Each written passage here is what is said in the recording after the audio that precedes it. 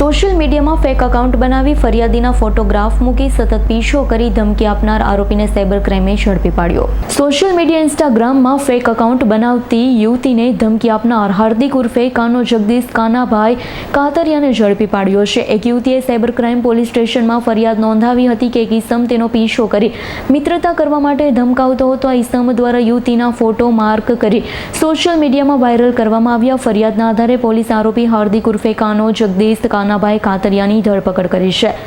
આરોપીએ પૂછપરછમાં કબૂલ્યું કે તેની સાથે એક પણ મિત્ર યુવતીને હેરાન પરેશાન કરતો હતો। યુવતી સાથે મિત્રતા કરવા માટે તેના ફોટો સોશિયલ મીડિયામાં વાયરલ કરવાનું કહેવાની સાથે સળગાવી દેવાની પણ ધમકી આપી હતી।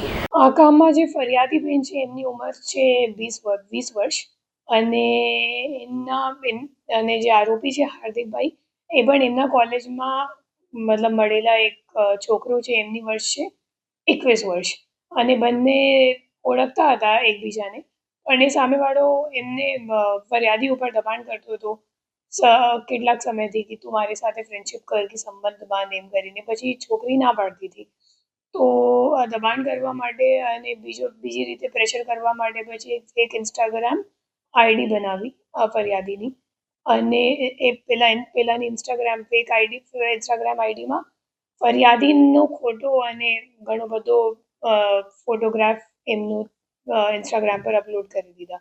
તો એ રીતે ફરિયાદીને હેરેસમેન્ટ કરતો હતો અને આ મુજબની ફરિયાદ પછી ગઈકાલે સાયબર ક્રાઇમ સેલમાં દાખલ કરવામાં આવી છે।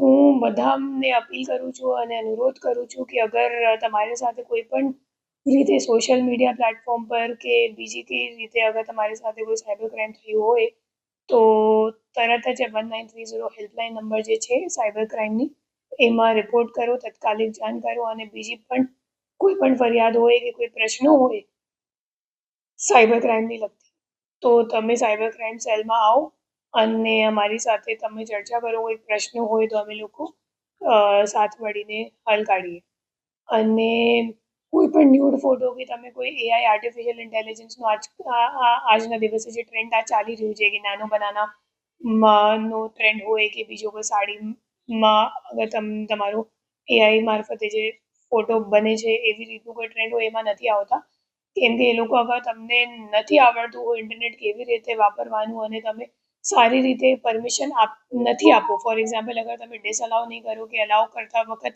તમે નહીં વાંચો કે તમે શું અલાઉ કરો છો તો ખરેખર તમે જે ફોટા અપલોડ કરો છો તમારા એઆઈ કોઈ પણ ચેટ જીપીટીને કે બીજા કોઈ એઆઈના ટૂલને સોફ્ટવેરને તો પછી એ તમારી પ્રિવસી પણ ઇન્ટરફિયર કરી શકે અને તમારો ડેટાનું દુરુપયોગ કરી શકે એવી શક્યતા છે। તો એટલે સતર્ક રહેવાનું। જ્યારે પણ તમે કોઈ ટ્રેન્ડની ઝાંસામાં આવી જાઓ તો સતર્ક રહેવાનું અને સારી રીતે વાંચીને જ પરમિશન આપવાનું। Bureau report S9 news Surat. અમારી તમામ માહિતીથી અપડેટ રહેવા માટે જોડાયેલા રહો S9 ન્યૂઝ સાથે।